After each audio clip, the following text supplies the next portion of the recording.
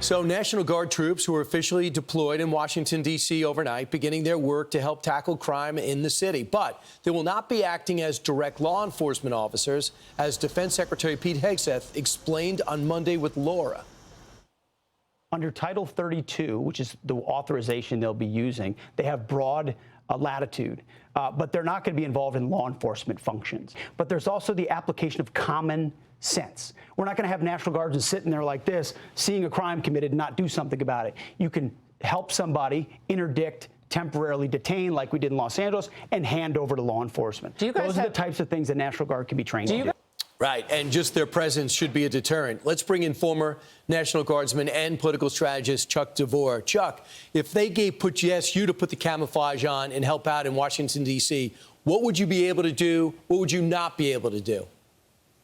Yeah, that's a great question. So like the Secretary of Defense said, this is under Title 32. The president is acting as if he's the governor of D.C. So he has the same authority that a state governor has in our nation's capital. It's designed that way on purpose. And so if you're a National Guard member under Title 32 doing a law enforcement function or preventing riots or what have you, you can do whatever you're told to do. You could arrest people if you wanted to. The problem with that, Brian, is that we're not trained to make a Miranda arrest, right? So what you end up doing, as the Secretary of Defense explained, is you detain someone, you hold them until you can hand them off to law enforcement to be properly arrested and to be read their rights. So that's what we're looking at in D.C.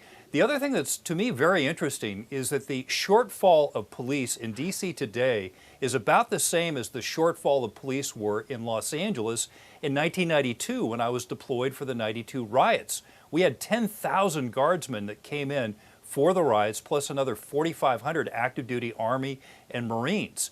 And I was under Title 32 for about 3 or 4 days, and I was federalized under Title 10. And I was still able to do the same work as I was under Title 32 because the president invoked the Insurrection Act. Now, President Trump doesn't have to do that in D.C., again, because he is the commander-in-chief of the D.C. Guard. I want to make sure, and I hope the president is aware, and I hope that came up in discussion yesterday, that you get some of the National Guardsmen in the areas where crime is high. A lot of the urban communities and the projects. Do you think there's legitimate worry that they're going to focus too much on the monuments and the tourist attractions? Yeah, so this is all about where their priorities are. It's a great question to ask. Even if they are focused on the monuments, as you say, it still frees up D.C. Metropolitan Police to go into the more difficult areas. But again, you're looking at about 1,000 guardsmen. There's about an 800 sworn officer shortfall in D.C. Here's another interesting thing, Brian. Other governors can loan their National Guards to D.C., and then they're going to fall under the command of the president. And so we can augment that pretty small D.C. Guard force of 1,000 with additional Guard members, for example, from Virginia. So two things. After 30 days, the president's got to go ask Congress to extend it if it works.